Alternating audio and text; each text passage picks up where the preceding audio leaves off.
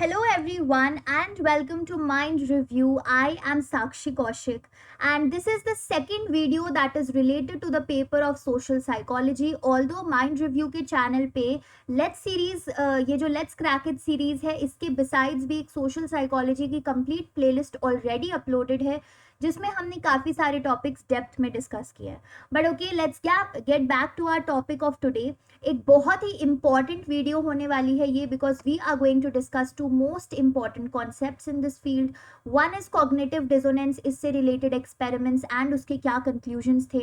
And second is social cognition, जिसमें हम लोग बात कर रहे होंगे ह्यूरिस्टिक्स की, स्कीमास की, क्या टाइप्स हो सकते हैं ह्यूरिस्टिक्स के और क्या बायसेस हो सकते हैं सोशल कॉग्निशन में.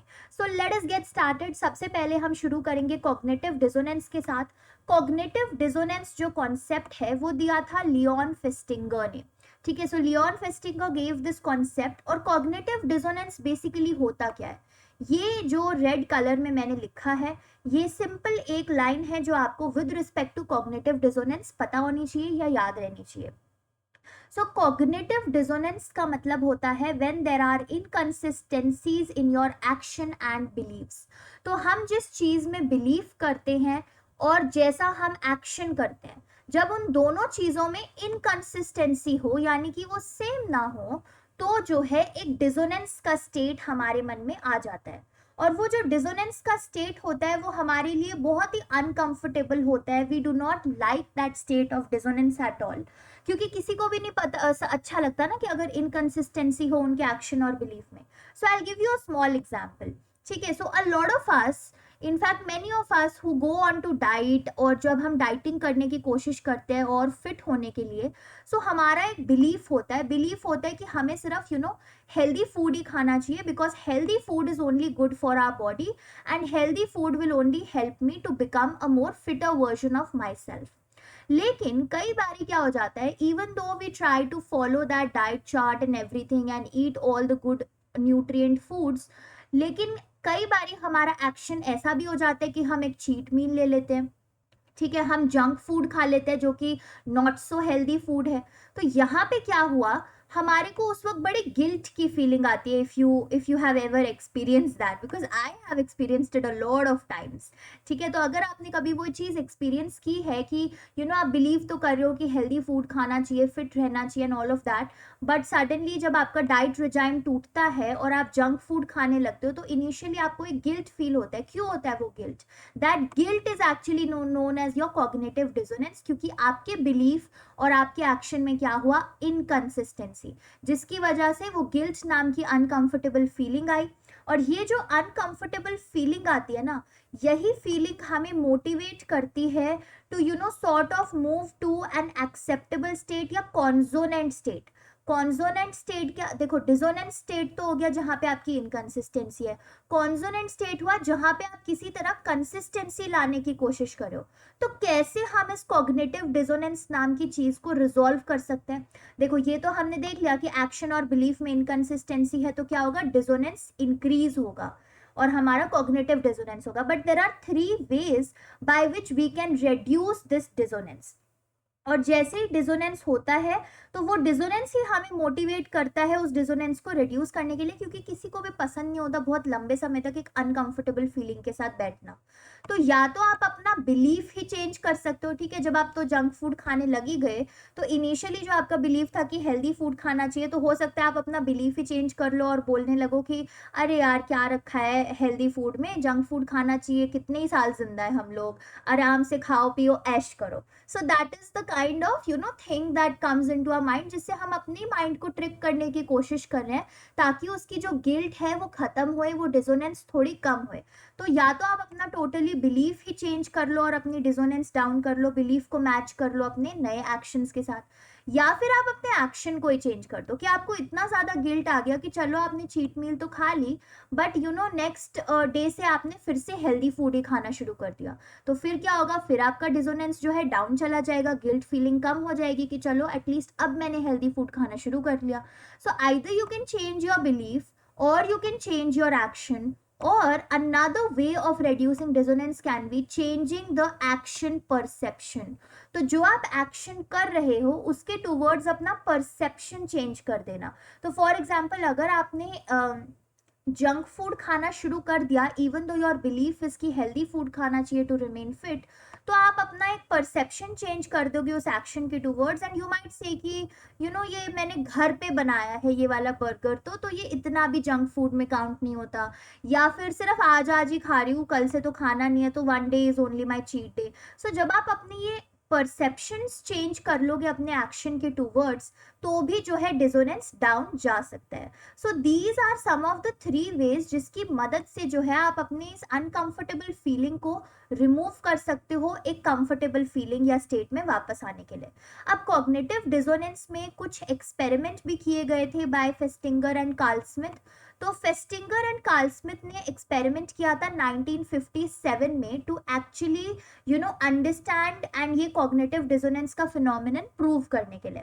सो उन्होंने कुछ part in very very brief way I am going to explain this experiment to you, ठीक है, क्योंकि एंट्रेंसेस में एग्जैक्टली वो नहीं आता कि एक्सपेरिमेंट के बारे में बताओ, बट इवेंचुअली उसकी एप्लीकेशंस आती है. सो कुछ ग्रुप ऑफ पार्टिसिपेंट्स लिए, ठीक है, 2 ग्रुप ऑफ पार्टिसिपेंट्स को उन्होंने क्या किया, कार्ल स्मिथ एंड फेस्टिंगर ने बहुत ही बोरिंग टास्क दिया. बोरिंग टास्क क्या था कि turning and refilling of spools. अब कई लोगों को नहीं पता होगा स्पूल्स क्या होता है, तो this is what a spool is.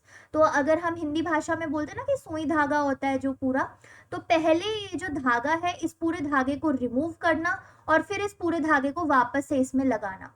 ये एक बहुत ही बोरिंग टास्क होगा for a lot of us, in fact for all of us I believe, ठीक है, कि पहले इसको पूरा निकालो फिर इसको पूरा डालो. सो ये बोरिंग टास्क उन 2 डिफरेंट ग्रुप्स ऑफ पार्टिसिपेंट्स को दिया गया, और ये जो दोनों डिफरेंट ग्रुप्स थे पार्टिसिपेंट्स के, उन दोनों ग्रुप्स को बोला गया कि अब जो दूसरे नए पार्टिसिपेंट्स आएंगे इसी सेम टास्क को करने के लिए, उनको आपको झूठ बोलना है कि आपको तो इस टास्क में बहुत ही मजा आया and that this task was very enjoyable. तो इवेंचुअली तो सारे लोगों को ये टास्क बोरिंग ही लग रहा था, लेकिन 2 ग्रुप्स ऑफ पार्टिसिपेंट्स डिवाइड कर दिए और दोनों को बोला कि आपको आने वाले पार्टिसिपेंट्स को झूठ बोलना है that you really enjoyed this task. और झूठ बोलने के लिए एक ग्रुप तो जो थी ग्रुप 1 उसको बोला कि हम आपको $1 देंगे, और जो ग्रुप 2 थी उसको बोला कि हम आपको $20 देंगे. So remember this was the time of 1957 जिसमें $20 तो एक बहुत ही ह्यूज अमाउंट था उस वक्त के लिए, ठीक है. सो एक ग्रुप के पार्टिसिपेंट्स को बोला आप झूठ बोलो आगे आने वाले पार्टिसिपेंट्स को और आपको हम $1 दे देंगे, और दूसरी ग्रुप को बोला आप झूठ बोलो और हम आपको $20 दे देंगे. तो दोनों पार्टिसिपेंट्स ने आने वाले पार्टिसिपेंट्स को झूठ बोल दिया that the task was really fun, ठीक है, लेकिन इवेंचुअली उनका ओरिजिनल जो बिलीफ था वो तो यही था ना कि टास्क इतना इंजॉयबल नहीं था. तो लेटर ऑन क्या किया गया कि उनके जो ओरिजिनल एटीट्यूड थे वो पूछे गए उनसे कि चलो आपने झूठ बोल दिया, हमने आपको पैसे दे दिए, बट आप ओरिजिनली अब बताओ कि आपको इवेंचुअली कैसा लगा वो टास्क, आपको कितना मजा आया या कितना बोरिंग लगा. So what do you think would have happened. इस केस में हमें तो यही लगेगा ना कि ग्रुप 1 और ग्रुप 2 दोनों पार्टिसिपेंट्स ने बोल दिया होगा कि टास्क बोरिंग था ओरिजिनली, हमने तो सिर्फ पैसे के लिए झूठ बोला. लेकिन हुआ क्या, हुआ ये कि जो ग्रुप 1 के पार्टिसिपेंट्स थे जिनको $1 मिले थे लाई बोलने के लिए, झूठ बोलने के लिए, उन्होंने रिपोर्ट किया कि मुझे तो सच में ही ये टास्क बहुत अच्छा लगा, फन लगा और मुझे बहुत ही मजा आया इस टास्क में. वेराज ग्रुप 2 ने तो रिपोर्ट किया कि भाई मुझे तो पहले भी बोरिंग लग रहा था और अब भी मुझे बोरिंग ही लग रहा है. Now why do you think this discrepancy came in. हमने तो सोचा था कि ग्रुप 1 ग्रुप 2 दोनों को बोरिंग ही लगेगा ये टास्क अब बाद में भी, लेकिन ऐसा क्यों हो गया. So if you think carefully तो यहाँ पे कॉन्सेप्ट आया कॉग्निटिव डिसोनेंस का जो काम कर रहा था. कॉग्निटिव डिसोनेंस का क्यों आया, क्योंकि दोनों जो पार्टिसिपेंट्स थे ग्रुप्स के, उन दोनों पार्टिसिपेंट्स का बिलीफ था ये कि जो टास्क है वो बहुत बोरिंग है. लेकिन जो ग्रुप 1 वाले पार्टिसिपेंट थे, इवन दो उनका इनिशियल बिलीफ था कि ये टास्क बहुत बोरिंग है, उन्होंने एक बोरिंग टास्क किया और उन्होंने जो है $1 के लिए झूठ बोल दिया. सिर्फ $1 के लिए उन्होंने झूठ बोला, जिसकी वजह से क्या है उनके मन में काफी ज्यादा डिसोनेंस आ गई दैट यार how can I lie for just $1 because $1 is not that huge amount that I can lie for it. So उस इंसान का एटीट्यूड था कि वो टास्क बोरिंग है, एंड उस इंसान का ये भी था एटीट्यूड कि भाई मैं इतनी आसानी से झूठ नहीं बोलता। लेकिन क्या हुआ कि उस टास्क करते वक्त उसने $1 के लिए ही जो है झूठ बोल दिया आगे आने वाले पार्टिसिपेंट्स को, जिसकी वजह से उसकी attitude that I do not lie easily और उसका जो बिहेवियर था that I have lied for $1 only, उसके बीच में क्या आई, इनकंसिस्टेंसी, जिसकी वजह से डिसोनेंस हुई इंक्रीज। अब इस डिसोनेंस को डिक्रीज करना था उन लोगों को। सो इस डिसोनेंस को डिक्रीज करने के लिए इवेंचुअली लास्ट में क्या किया उन्होंने, अपना एक्शन तो अब वो चेंज कर नहीं सकते थे क्योंकि उन्होंने झूठ तो बोल दिया और $1 भी ले लिया, ठीक है। तो उन्होंने अपना बिलीफ ही चेंज कर दिया, बिलीफ चेंज कर दिया, और इसीलिए उन्होंने बोला कि मुझे ये टास्क सच में ही अच्छा लगा होगा, इस वजह से मैंने आगे आने वाले पार्टिसिपेंट्स को बोला that the task was fun. मैंने उनको $1 के लिए झूठ नहीं बोला, बट मुझे जेन्युइनली टास्क अच्छा लग रहा था, इसलिए मैंने उन्हें बोला that the task was fun. तो ये एक कॉग्निटिव डिसोनेंस की वजह से रीजन हुआ ग्रुप 1 के रिजल्ट का। वेर एज ग्रुप 2 जो थी उसका भी इवेंचुअल बिलीफ तो यही था कि टास्क अच्छा नहीं है and I don't lie that easily. लेकिन फिर उन्होंने कैसे जस्टिफाई किया अपने एक्शन को कि भाई मुझे तो पूरे के पूरे $20 मिले हैं, और उस वक्त $20 काफी ज्यादा हुआ करते थे, ठीक है। सो मुझे पूरे के पूरे $20 मिले झूठ बोलने के लिए। सो मैंने तो झूठ इसीलिए बोला है क्योंकि मुझे अच्छा खासा अमाउंट ऑफ मनी मिल रहा है और मुझे $20 मिल रहा है। तो इस वजह से उन्होंने अपने एक्शन को ऑलरेडी जस्टिफाई कर दिया, तो उनका डिसोनेंस जो है वो लो ही रहा। और उनका डिसोनेंस क्योंकि लो ही रहा तो उनका जो इनिशियल एटीट्यूड था towards the task that the task is boring, वही चीज उन्होंने रिपोर्ट कर दी कि भाई हमें तो टास्क जो है वो बोरिंग लगा, और उनके एक्शन के जो परसेप्शन है उसमें कोई एज सच चेंज नहीं आया। बट जो परसेप्शन था एक्शन का ग्रुप 1 के केस में, उन्होंने अपने एक्शन के टुवर्ड्स अपना परसेप्शन चेंज कर लिया, बिलीफ चेंज कर लिया, और बोल दिया कि उन्होंने सच में टास्क एंजॉय किया था। सो डू यू सी कितना इंटरेस्टिंग ये एक्सपेरिमेंट था, और कैसे इवेंट्स ने टर्न लिया, और कैसे इवेंचुअली दोनों ग्रुप्स ने अलग अलग एटीट्यूड जो है दिया और कॉग्निटिव डिसोनेंस हुआ। सो आई होप आपको जो कॉग्निटिव डिसोनेंस है उसका कॉन्सेप्ट क्लियर होगा, and these were some ways in which we can resolve that dissonance. Now we begin with the second topic of today's video, जो कि है सोशल कॉग्निशन। तो कॉग्निशन क्या होता है? Cognition is related to your thinking processes, your decision making, all of those. और social cognition क्या है? उन मेंटल प्रोसेसेस की स्टडी जो परसीविंग, रिमेम्बरिंग, थिंकिंग, एंड जब हम कैसे लोगों को सोशल वर्ल्ड में अटेंड करते हैं, उनके बारे में कैसा सोचते हैं, उन सारी चीज़ों से रिलेटेड जो स्टडीज होती हैं वो इन्वॉल्व होती हैं आपके सोशल कॉग्निशन में। And within social cognition we are going to cover two important topics, heuristics and schemas. So let us begin with heuristics. अब ह्यूरिस्टिक्स को जो है मेंटल शॉर्टकट्स भी बोला जाता है। ह्यूरिस्टिक्स होते क्या है? Sorry. So heuristics, they are simple rules for making very complex decisions. तो जब हमें अपनी लाइफ में कुछ कॉम्प्लेक्स डिसीजंस लेने होते हैं तो हमारा ब्रेन भी इनफैक्ट इतना कॉम्प्लेक्सिटी में इन्वॉल्व नहीं होना चाहता। It doesn't want to get into complex situations, it wants to simplify everything as simple as possible, ताकि कम से कम जो है एफर्ट पुट इन करना पड़े, ठीक है। सो ह्यूरिस्टिक्स यूज होते हैं इन कॉम्प्लेक्स डिसीजंस को सिंपली लेने में, या फिर किसी भी डिसीजन को काफी रैपिड और एफिशिएंट तरीके से लेने में। And there can be 3 types of heuristics: availability heuristic, representative heuristic, and anchoring and adjustment heuristic. इन ह्यूरिस्टिक्स को यूज करते हुए हम अपने कॉम्प्लेक्स डिसीजंस को क्वाइट क्विकली, इजिली, एफिशिएंटली ले सकते हैं। तो अवेलेबिलिटी ह्यूरिस्टिक में क्या होता है? If I ask you a question before moving on to availability heuristic, मैं आपसे क्वेश्चन पूछना चाहती हूँ। The question is that do you think that आजकल जो वर्ल्ड है वो ज़्यादा अग्रेसिव और ज़्यादा वायलेंट होता जा रहा है? What do you think? What are your views in it? कि आजकल का जो वर्ल्ड है, आजकल के जो लोग हैं वो ज़्यादा वायलेंट और अग्रेसिव होते जा रहे हैं। So maybe most of you would have answered yes, कि हाँ आजकल काफ़ी ज़्यादा दंगे होते रहते हैं, वॉर होती रहती है, काफ़ी वायलेंट वर्ल्ड हो रहा है। Why do you think that you have answered yes so quickly without even thinking a lot about it? This is because हमारे पास जो है काफ़ी सारे examples related to violence readily available है probably, ठीक है, काफ़ी सारी जो हम न्यूज़ में वायलेंस से रिलेटेड, दंगों से रिलेटेड, वॉर से रिलेटेड न्यूज़ सुनते रहते हैं, वो या फिर न्यूज़पेपर में पढ़ते रहते हैं, वो चीज़ें हमारे पास रेडिली अवेलेबल है। और क्योंकि वो इन्फॉर्मेशन हमारे पास रेडिली अवेलेबल है, तो मैंने जो कॉम्प्लेक्स सा क्वेश्चन पूछा था उसका डिसीजन आपने शायद कुछ ही सेकेंड्स में ले लिया होगा, दैट हाँ आजकल के लोग ज़्यादा वायलेंट हो गए हैं। सो यहाँ पे क्या काम कर रहा है, availability heuristic, that when we make decisions based upon how easily any thought can be brought to our mind. तो कितनी आसानी से कोई थॉट हमारे माइंड में आ रही है, उस थॉट के बेसिस पे हम अपना डिसीजन मेक कर लेते हैं। तो जितना अवेलेबल कोई थॉट हमारे को है, उतना ज़्यादा ही हम उस थॉट को यूज़ करते हैं। सो अब आपके पास कुछ इंस्टेंसेस हैं टीवी और न्यूज़ से रिलेटेड कि हाँ वायलेंस बढ़ रहा है, बहुत सारे न्यूज़ ऐसे आते रहते हैं। तो क्योंकि आपके पास ये इन्फॉर्मेशन रेडिली अवेलेबल हो गई आपके माइंड में, तो इसीलिए आपने इसी इन्फॉर्मेशन को जो है क्विकली यूज करते हुए अपना डिसीजन मेक कर लिया और मेरे क्वेश्चन का प्रोबेबली आंसर दे दिया। सो अवेलेबिलिटी ह्यूरिस्टिक नाम से पता लग रहा है जो इन्फॉर्मेशन जितनी ज्यादा अवेलेबल है उसी के बेसिस पे हम अपना डिसीजन मेक कर रहे हैं। सेकेंड टाइप ऑफ ह्यूरिस्टिक है आपकी रिप्रेजेंटेटिव ह्यूरिस्टिक। रिप्रेजेंटेटिव ह्यूरिस्टिक से पहले मैं आपसे ये क्वेश्चन अगेन पूछना चाहती हूँ।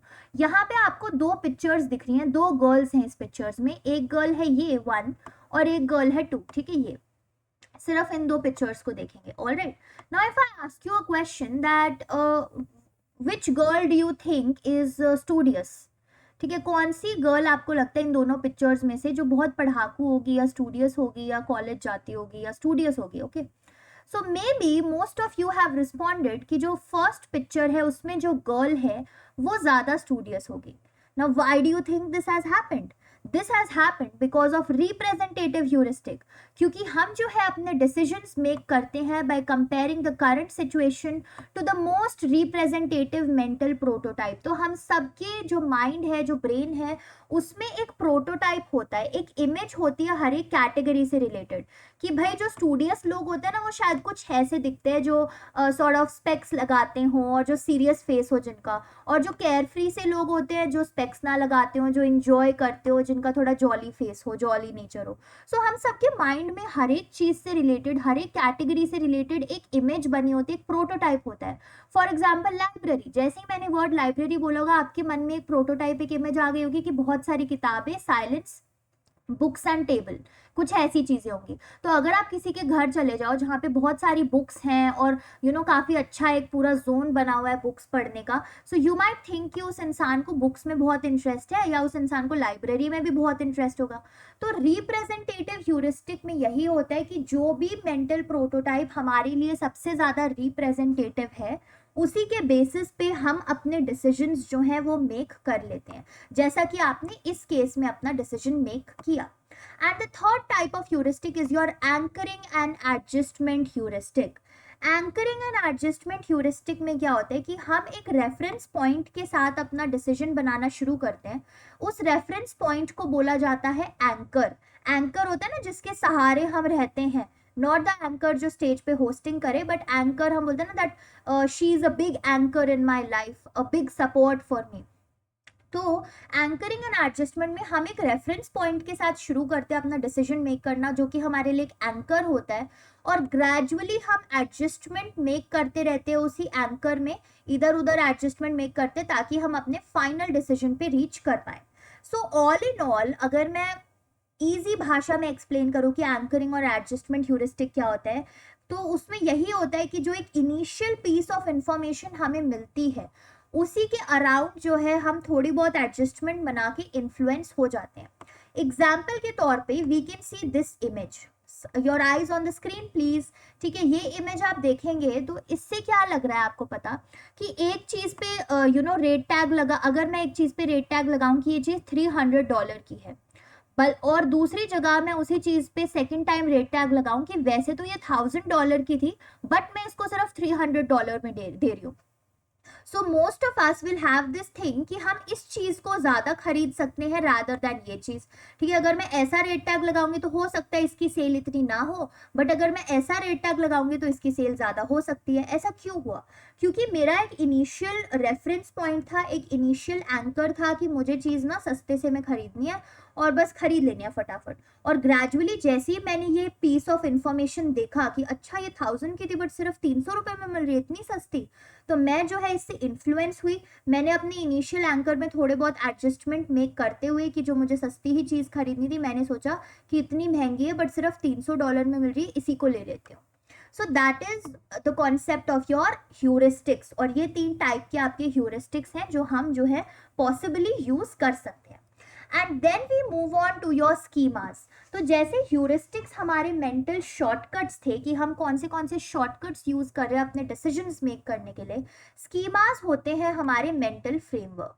ठीक है, स्कीमास है मेंटल फ्रेमवर्क जिसमें हम हमारा जो बेसिकली सोशल वर्ल्ड है उसमें जो उससे रिलेटेड जो भी सोशल इंफॉर्मेशन है उसको ऑर्गेनाइज करने के लिए हम यूज करते हैं schemas. So what are we eventually doing in schemas? We are having some prior knowledge of how to behave in a certain situation or how to behave with certain people. तो जैसे हम सबकी एक schema होती है and schemas are largely influenced by our culture also. तो for example अगर मैं इंडियन ट्रेडिशन में एक मैरिज की बात करूं तो you might have a schema कि मैरिज में आपके कल्चर के अकॉर्डिंग, ऑफ कोर्स, कि आपके कल्चर के अकॉर्डिंग मैरिज में कौन से फंक्शंस होते हैं, उन फंक्शंस में क्या क्या रिचुअल्स होते हैं, अलग अलग फंक्शंस में कैसे टाइप की ड्रेस पहन के जानी चाहिए किन लोगों को।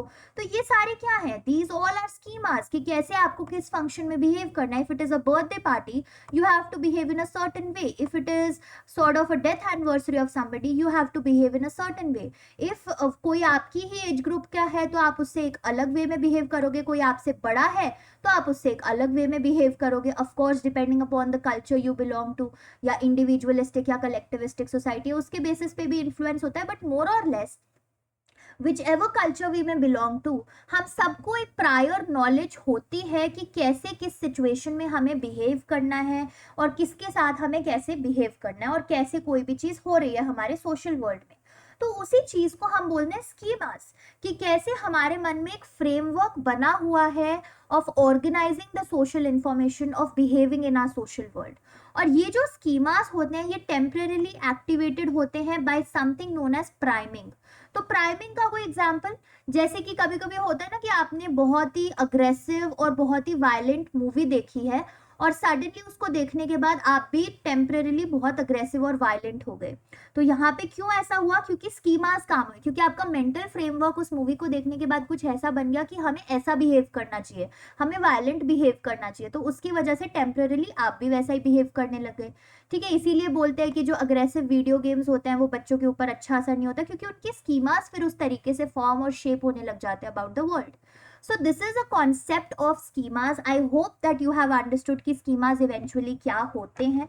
ठीक है, and now we move on to some biases in social cognition. हमने शुरू किया था सोशल कॉग्निशन के साथ जिसमें हमने ह्यूरिस्टिक्स और स्कीमास डिस्कस किया। ठीक है, अब सोशल कॉग्निशन में यानी कि कैसे हम वर्ल्ड के बारे में डिसीजंस मेक कर रहे हैं, थिंक कर रहे हैं, परसीव कर रहे हैं, उसमें कुछ बायसेस भी हो सकते हैं। फर्स्ट कैन बी ऑप्टिमिस्टिक बायस। तो ऑप्टिमिज्म क्या होता है? Having an attitude of positivity की सब चीज अच्छी होगी। लेकिन जब वो इतने एक्सटेंट तक इंक्रीज हो जाए कि आप हर एक चीज को ही पॉजिटिव टर्न आउट करने के लिए एक्सपेक्ट करें और जो भी रिस्क फैक्टर्स उस चीज के साथ एसोसिएटेड हो सकते थे उनको भी ओवरलुक कर रहे हो, तो that turns into an optimistic bias and that is not good for you in any case. क्योंकि अगर आप रिस्क को ही ओवरलुक करने लग जाओगे तो फिर इवेंचुअली हो सकता है कि कोई चीज ऑप्टिमिस्टिक इतनी हुई ना। Then there can be over confidence bias. तो एक होता है हमारा confidence that we have faith in our abilities that we will do well, but एक हो जाता है ओवर कॉन्फिडेंस जब आप कुछ ज्यादा ही बिलीफ रख लो अपने जजमेंट्स में कि जो मैं कर रही हूँ वो सही कर रही हूँ, मैं पास ही हो जाऊंगी बिल्कुल अच्छे नंबर से, लेकिन उसके लिए आप कुछ एफर्ट्स नहीं पुट इन कर रहे हो, just you have a lot of greater confidence in your abilities. तो वो एक बायस बन जाता है क्योंकि then it is not a good form of social cognition for you। ठीक है, सो ओवर कॉन्फिडेंस बायस, ऑप्टिमिस्टिक बायस, वर्ड्स जो है उन्हीं से क्लियर है आपको, है ना। फिर आता है प्लानिंग फैलेसी। प्लानिंग फैलेसी हम में से I think majority of students के साथ होता होगा, जिसमें हमारी टेंडेंसी होती है that we can get more work done in a given period of time than we actually can. तो होता है ना कि यार अभी एक हफ्ता पड़ा है एग्जाम्स आने में, लास्ट के 2 दिन में जो है अच्छे से सारा सिलेबस कवर कर लूंगी मैं। तो हमने यहाँ पे क्या किया, हमने बिलीव किया कि काफी सारा काम हो सकता है उस लास्ट के 2 दिनों में, बट इवेंचुअली एक्चुअली आपका पूरा 6 महीने का सिलेबस उस लास्ट के 2 दिनों में कंप्लीट होना थोड़ा अनरियलिस्टिक है, अगर आपने पूरे 6 महीने कुछ पढ़ा ही नहीं है तो वो होता है प्लानिंग फैलेसी, कि आप प्लान करते हो कि बहुत कुछ ज्यादा हो सकता है उतने से गिवन समय में, लेकिन असल में ऐसा नहीं हो सकता है। एंड लास्ट में फिर हाँ that feeling of guilt and regret comes in, ठीक है। फिर आपका होता है counter factual thinking. Counter factual thinking एक ऐसी I wish type of thinking होती है, कि होता है ना कई बारी जो हमारे पास्ट के इवेंट्स होते हैं हम उनको सोचते हैं और हम बोलते हैं कि यार आई विश मैंने उस हाई स्कूल प्ले में पार्टिसिपेट कर लिया होता, या आई विश 10 साल पहले मैंने वो जॉब ले ली होती instead of taking this job. So वो होता है काउंटर फैक्चुअल थिंकिंग, कि जहाँ पे हमारी टेंडेंसी होती है to imagine some other outcomes in a situation than the ones that have actually occurred. तो मेरे पास्ट के सिचुएशन में आउटकम जो असल में हुआ था वो ये था कि मैंने हाई स्कूल के प्ले में पार्टिसिपेट नहीं किया, लेकिन अब जो है मैं इमेजिन कर रही हूँ कुछ ऐसे आउटकम्स जो थे ही नहीं उस वक्त, कि मैं इमेजिन कर रही हूँ कि काश मैंने पार्ट ले लिया होता। सो that is your counter factual thinking, जहाँ पे आप बायस क्रिएट करने की कोशिश करो अपने मन में कि काश मैंने वो कर लिया होता, या I wish I would have taken that job. And these are some of your biases that can occur in your social cognition. And with that, we come to an end of today's video, cognitive dissonance and social cognition, जिसमें हमने schemas, heuristics, as well as the biases in social cognition, all of which we have covered. I hope that you have gained some kind of knowledge out of this. And if you still have any doubts, please feel free to comment down below. And बस आज के लिए इतना ही, and I hope that you have already subscribe to the channel of Mind Review, because if you are watching me till here, then I believe that I must be adding some value, or this channel must be adding some value to your lives. And till then, have a good day. Bye bye everybody.